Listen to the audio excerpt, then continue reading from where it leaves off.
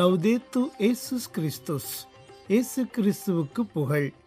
தமிழ் கூறும் நல்லுலகில் வாழும் அனைத்து அன்புள்ளங்களுக்கும் வத்திக்கான் வானொலியின் வணக்கம்.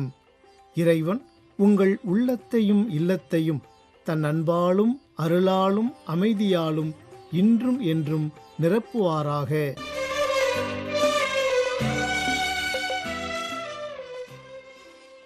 அன்பு நேயர்களே, வத்திக்கான் வானொலி இன்று உங்களுக்கு வழங்கவிருப்பவை தடம் தந்த தகைமை, விவிலிய தேடல் மற்றும் செய்திகள்.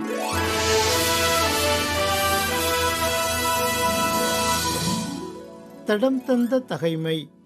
உன்னதரின் புனிதர்கள் அரசுரிமை பெறுவர்.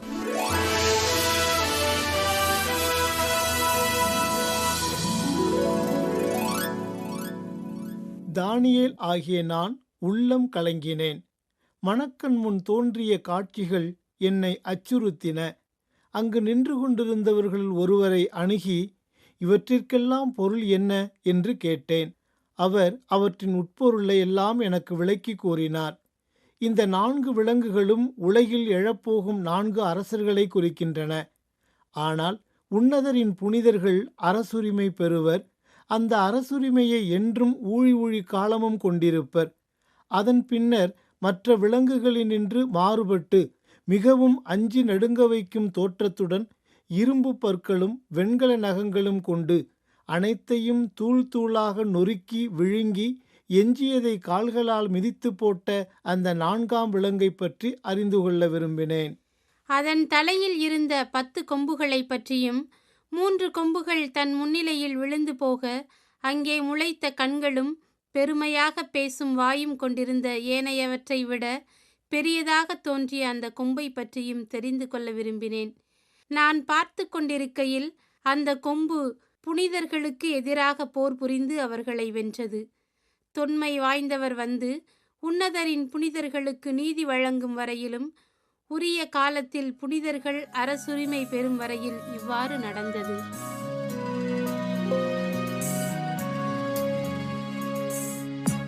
விவிலிய தேடல். திருப்பாடல் 33 பகுதி 4. பேறு பெற்ற மக்களினம் நாம். நேர்மையுள்ளோருக்கு மீட்பு ஆண்டவரே அருள்கின்றார்.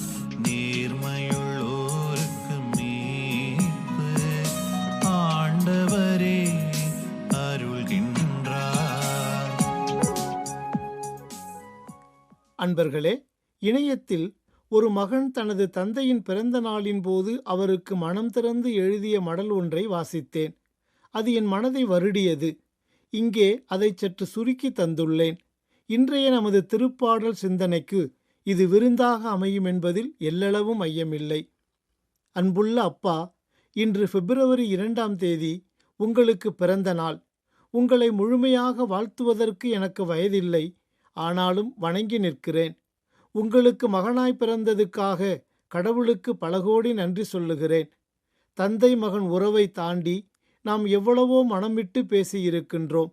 நண்பர்களைப் போல பழகி இருக்கின்றோம். சின்ன சின்ன சண்டைகள் கூட போட்டிருக்கின்றோம்.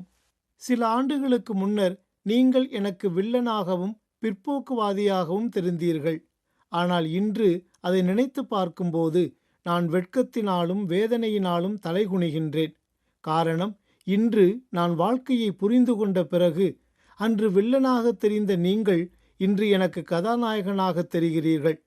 உங்கள் கஷ்டம் புரியாமல் எனக்கு அது வேண்டும் இது வேண்டும் என்று அதிகாரமாய் நான் கேட்டவைகளையெல்லாம் நீங்கள் தேடி அலைந்து வாங்கி கொடுத்து என் முகமலர்ச்சியில் உங்கள் இதயம் மகிழ்வீர்களே அப்பா. அப்போது நான் எத்தகைய சுயநலவாதியாக இருந்திருக்கின்றேன் என்பதை இப்போது நினைத்தாலும் என் விழிகளில் கண்ணீர் கொட்டுகின்றது. நான் உங்களுக்கு ஒரு நல்ல பிள்ளையாக இருந்தேனா என்பது எனக்கு தெரியாது. ஆனாலும் நீங்கள் எனக்கு எப்போதும் ஒரு நல்ல தந்தையாகவே இருந்துள்ளீர்கள். உங்கள் கனவுகளை நான் நிறைவேற்றவில்லை என்பதை நான் நன்கு அறிந்தே வைத்திருக்கின்றேன். ஆனாலும் அதை பற்றி என்னிடம் நீங்கள் எதுவும் சொன்னதில்லை.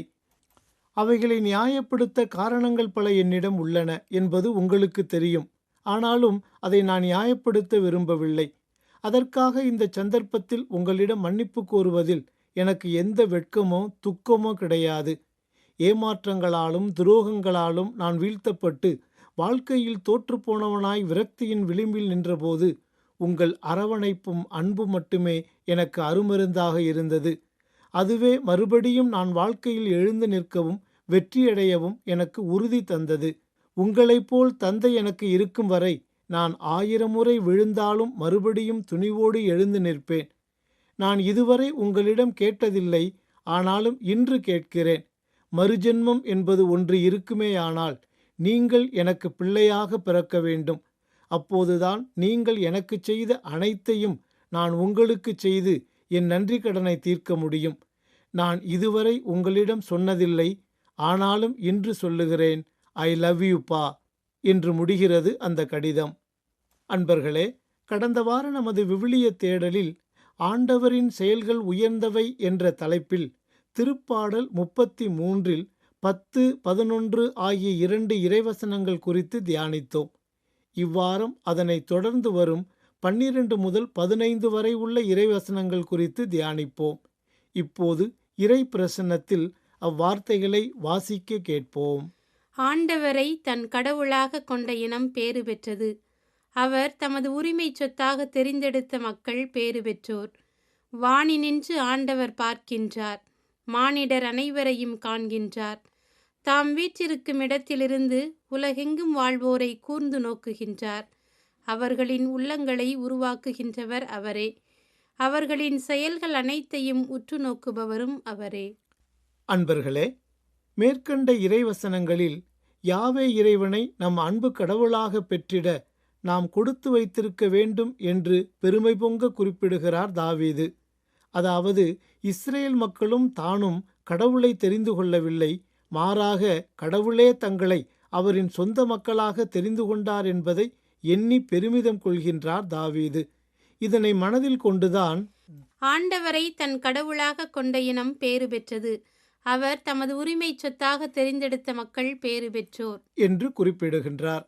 பிரியமானவர்களே, மேற்கண்ட நிகழ்வில் நாம் கேட்டது போன்று நம் கடவுள் நம் அன்பு தந்தையாக விளங்குகின்றார். அவர் எப்போதும் நம்மீது பரிவிரக்கம் கொண்டிருக்கின்றார். அதனால்தான் ஆண்டவர் இரக்கமும் கனிவும் உடையவர், எளிதில் சினம் கொள்ளாதவர், பேரன்பு கொண்டவர். ஆண்டவர் எல்லாருக்கும் நன்மை செய்பவர், தாம் உண்டாக்கிய அனைத்தின் மீதும் இரக்கம் காட்டுபவர் என்று திருப்பாடல் 125 அவரது பண்பு நலன்களை போற்றுகின்றார் தாவீது.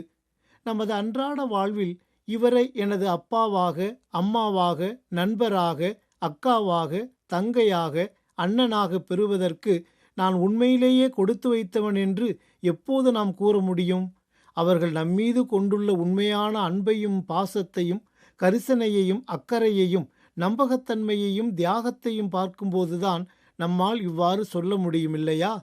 ஆக இத்தகைய பண்பு நலன்கள் கடவுளிடம் துலங்குவதன் அடையாளமாகவே தாவீது அரசர் ஆண்டவரை தன் கடவுளாக கொண்ட இனம் பேறு பெற்றது என்று குறிப்பிடுகின்றார். தீமையை நின்று விலகிவிடு, நலமானதை செய்திடுவாய், நாட்டினிலே குடியிருப்பாய், நண்பத்தகுந்தவராய் வாழ்ந்திடுவாய். ஆண்டவர் நேர்மையை விரும்புகின்றார், தம் அன்பரை அவர் கைவிடுவதில்லை. அன்பர்களே, பழைய ஏற்பாடு முழுவதும் கடவுள் தன் மக்கள் மீது கொண்டுள்ள பேரன்பையும் கரிசனையையும் பார்க்கின்றோம். குறிப்பாக இஸ்ரேல் மக்கள் பாவத்தில் வீழ்ந்தபோதெல்லாம் அன்பு நிறைந்த ஒரு தந்தையாக அவர்களை அக்கறையுடன் கண்டித்து திருத்துகின்றார். மேலும் அவர்கள் பேராபத்தில் சிக்கிக்கொண்டு நம்பிக்கை இழந்த நேரங்களிலெல்லாம் உடனிருந்து அவர்களை தேற்றுகிறார். அதிலும் சிறப்பாக தங்களின் பாவச் செயல்களால் இஸ்ரேல் மக்கள் கடவுளுடனான உடன்படிக்கையை மீறிய போதெல்லாம் கனிவன்புடன் அவர்களை வழிநடத்தி வந்த அந்த சூழல்களையெல்லாம் நினைத்து புலம்பும் ஒரு தந்தையாக செயல்படுவதை பார்க்கின்றோம். இஸ்ரவேல் குழந்தையாயிருந்தபோது அவன் மேல் அன்பு கூர்ந்தேன். எகிப்திலிருந்து என் மகனை அழைத்து வந்தேன். எவ்வளவுக்கு நான் அவர்களை வருந்தி அழைத்தேனோ அவ்வளவுக்கு என்னை விட்டு பிடிவாதமாய் விலகி போனார்கள். ஆனால் பரிவு என்னும் கட்டுகளால் அவர்களை பிணைத்து அன்பு கயிறுகளால் கட்டி நடத்தி வந்தேன். அவர்கள் கழுத்தின் மேல் இருந்த நுகத்தை அகற்றினேன். அவர்கள் பக்கம் சாய்ந்து உணவு ஊட்டினேன். எப்ராயிமே, நான் உன்னை எப்படி கைவிடுவேன்? இஸ்ரவேலே, உன்னை எப்படி கை நெகிழ்வேன்? உன்னை எப்படி அதிமாவை போலாக்குவேன்? செபோயிமுக்கு செய்தது போல் உனக்கும் செய்வேனோ? என் உள்ளம் அதை வெறுத்து ஒதுக்குகின்றது. என் இரக்கம் பொங்கி வழிகின்றது. அன்பர்களே, புதிய ஏற்பாட்டில் இயேசு ஆண்டவரும் இறைத்தந்தையின் அன்பை பல்வேறு உவமைகள் வழியாக எடுத்துக்காட்டியுள்ளார். அதே நேரத்தில் தானும் ஒரு தந்தையைப் போன்று வேறுபாடின்றி எல்லோரையும் ஏற்றுக்கொண்டு அன்பு செய்வதையும், துன்ப துயரங்களிலிருந்தும் நோய்களிலிருந்தும் அனைவரையும் குணப்படுத்தி அவர்களுக்கு விடுதலை அளிப்பதையும் பார்க்கின்றோம். பிரியமானவர்களே, திருமணமே செய்து கொள்ளாமல் தனது வாழ்வு முழுவதையும் தமிழக மக்களுக்காக அர்ப்பணித்தவர்தான் அன்பு தலைவர் காமராஜர் என்பது நமக்கு தெரியும். இவர் இல்லற வாழ்வில் ஈடுபடவில்லை என்றாலும் கூட ஒரு தந்தைக்குரிய கடமை உணர்வோடு வாழ்ந்தவர். மக்களின் தேவைகளை நன்கு அறிந்தவர். எல்லாரும் எல்லாமும் பெற்று நலமுடனும் வளமுடனும் வாழ வேண்டும் என்று எண்ணியவர். இவர் கொண்டிருந்த எளிமையான வாழ்வாலும் நம்பகத்தன்மையாலும் உறுதியான மனதோடு மக்களுக்காக உழைத்ததாலும் கட்சி வேறுபாடின்றி அனைவராலும் தந்தை காமராஜர் என்று இன்றும் போற்றப்படுகிறார். இவரை எங்கள் தந்தையாகவும் தலைவராகவும் பெற்றதற்கு நாம் உண்மையிலேயே கொடுத்து வைத்தவர்கள் என்று எல்லாரும் சொல்லக்கூடிய அளவிற்கு அவர் நம் மனங்களில் உயர்ந்து நிற்கிறார். காமராஜர் முதல்வராக இருந்தபோது ஒரு முறை தமிழகத்தில் சுற்றுப்பயணம் மேற்கொண்டார். அப்போது ஒரு கிராமத்தை அடைந்த அவர், இந்த கிராமத்திலே ஏன் பள்ளிக்கூடம் திறக்கப்படவில்லை என்று கேட்டார். அதற்கு முதலமைச்சரின் உதவியாளர், இந்த ஊரில் உள்ள மக்கள் நம் கட்சிக்கு ஓட்டு போடவில்லை, அதனால்தான் பள்ளிக்கூடம் திறக்கப்படவில்லை என்றார். இதை கேட்டு கோபமடைந்த காமராஜர், இது ஜனநாயக நாடு, மக்கள் தங்கள் விருப்பப்படி யாருக்கு வேண்டுமானாலும் ஓட்டு போடலாம், அது அவர்களின் ஜனநாயக உரிமை. ஆனால் அரசு எல்லாருக்கும் பொதுவானது, அது மக்களிடத்தில் வேறுபாடு காட்டக்கூடாது. ஆகவே உடனே இந்த கிராமத்தில் பள்ளிக்கூடம் ஒன்றை திறக்கச் சொல்லுங்கள் என்றாராம் காமராஜர். அன்பிற்குரியவர்களே, நம் தந்தையாம் கடவுள் காக்கும் கடவுள், இரக்கத்தின் கடவுள், பரிவன்பின் கடவுள் மற்றும் எல்லாருக்குமான கடவுள். அவர் எப்போதும் நம்மை குறித்தே சிந்திக்கின்றார். அவரிடம் ஒருதலை சார்பு என்பதே இல்லை. நாம் இவ்வுலகில் பிறப்பதற்கு முன்பே அவர் நமக்கான திட்டங்களை உருவாக்கியவர். நாம் இந்த உலகத்திற்கு வந்த பின்பு அத்திட்டங்களின்படியே நம்மை வழிநடத்தும் தூயவர் அவர். இப்படிப்பட்டவரை நம் கடவுளாக பெற்றதற்கு உண்மையிலேயே பேறு பெற்றவர்கள்தாம். ஆகவே அவரிடம் மட்டுமே எப்போதும் சரணடைவோம். அவரையே என்றென்றும் நம் உரிமை சொத்தாக கொள்வோம். அவருடன் எப்போதும் ஒன்றித்து வாழ்வதற்கான அருள் வரங்களை இந்நாளில் வேண்டுவோம். நேர்மையுள்ளோர் எப்பொழுதும் மனமிறங்கி கடன் கொடுப்பார்.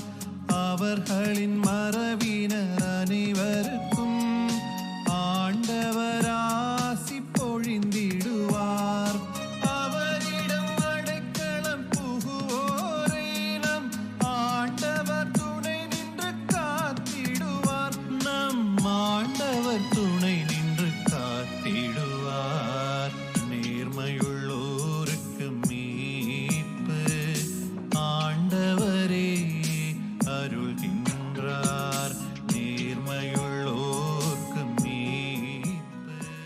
பேறு பெற்ற மக்களினம் நாம் என்ற தலைப்பில் இன்றைய விவிலிய தேடல் நிகழ்ச்சியை உங்களுக்கு வழங்கியது வத்திக்கான் வானொலி.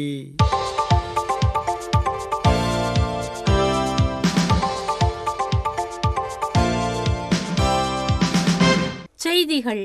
நலவாழ்வு பராமரிப்பில் செயற்கை நுண்ணறிவின் பயன்பாடு, அக்கறை மற்றும் உறவுகளின் தரத்தை உறுதி செய்ய வேண்டும் என்று கூறியுள்ளார் திருத்தந்தை 14ஆம் லியோ.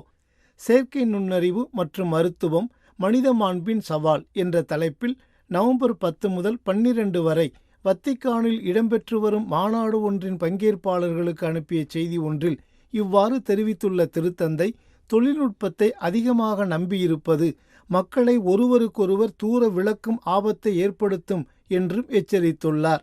செயற்கை நுண்ணறிவின் மருத்துவ நன்மைகளை அங்கீகரிக்கும் அதே வேளையில் உண்மையான முன்னேற்றம் மனித மாண்பையும் பொது நன்மையையும் மதிக்க வேண்டும் என்றும் வலியுறுத்தியுள்ளார் திருத்தந்தை.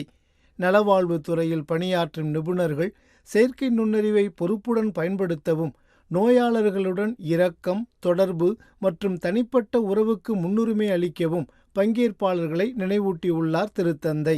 செயற்கை நுண்ணறிவு பயன்பாட்டில் பொருளாதார நாட்டங்கள் ஆதிக்கம் செலுத்துவதை எச்சரித்துள்ள திருத்தந்தை, அது உண்மையிலேயே மனிதகுலத்திற்கு சேவை செய்வதை உறுதி செய்ய மருத்துவம், தொழில்நுட்பம் மற்றும் அரசியல் இடையே உலகளாவிய ஒத்துழைப்புக்கு அழைப்பு விடுத்தார். நவம்பர் மாத இறுதியில் திருத்தந்தை 14ஆம் லியோ அவர்கள் துருக்கி நாட்டிற்கு மேற்கொள்ளவிருக்கின்ற திருத்தூது பயணம் 2ஆம் வத்திக்கான் திருச்சங்கத்தின் நோக்கத்தை புத்துயிர் பெறச் செய்ய ஒரு வாய்ப்பாக அமையும் என்று நம்பிக்கை தெரிவித்துள்ளார் ஆயர் பவோலோ பிசத்தி. நவம்பர் 10 இத்திங்களன்று வத்திக்கான் வானொலிக்கு வழங்கியுள்ள நேர்காணலொன்றில் இவ்வாறு தெரிவித்துள்ள அனத்தோலியாவின் முன்னாள் திருத்தந்தையின் பிரதிநிதி ஆயர் பிசத்தி அவர்கள், கிறிஸ்தவர்களுக்கும் பல் மதங்களுக்கு இடையிலான உரையாடலுக்கும் அதன் முக்கியத்துவத்தையும் எடுத்து காட்டியுள்ளார். துருக்கியின் மத பன்முகத்தன்மையை இஸ்லாம் முதல் அரியனாமை கொள்கை மற்றும் கிறிஸ்தவ சிறுபான்மையினர் வரை தனது சிந்தனைகளை வழங்கியுள்ள ஆயர் அங்கு கட்டுப்பாட்டு சட்டங்களால் கத்தோலிக்கர்கள் எதிர்கொள்ளும் சவால்களையும் குறிப்பிட்டுள்ளார். கடந்த 2023ஆம் ஆண்டு பிப்ரவரி மாதத்தில் ஏற்பட்ட நிலநடுக்கத்திற்கு பிறகு துருக்கியில் உள்ள காரித்தாஸ் நிறுவனம் மேற்கொண்ட நிவாரணப் பணிகளை நினைவு கூர்ந்த ஆயர், இது முஸ்லிம்களுக்கும் கிறிஸ்தவர்களுக்கும் இடையே ஒத்துழைப்பை வளர்த்தது மற்றும் ஏழைகளுக்கான சேவை மூலம் வாழ்க்கையின் உரையாடலை எடுத்துக்காட்டியது என்றும் சுட்டிக்காட்டியுள்ளார். திருத்தந்தையின் வருகை கிறிஸ்தவ சமூகத்தை வலுப்படுத்தும் அதேவேளை துருக்கி காரித்தாஸ் நிறுவனத்தில் பணிபுரிபவர்களுக்கு புத்தெழுச்சியை அளிக்கும் என்றும் மிகவும் பாதிக்கப்படக்கூடியவர்களுக்கு சேவை செய்வதற்கான அவர்களின் நோக்கத்தை உறுதிப்படுத்தும் என்றும் நம்பிக்கை தெரிவித்துள்ளார் ஆயர் பிசெத்தி.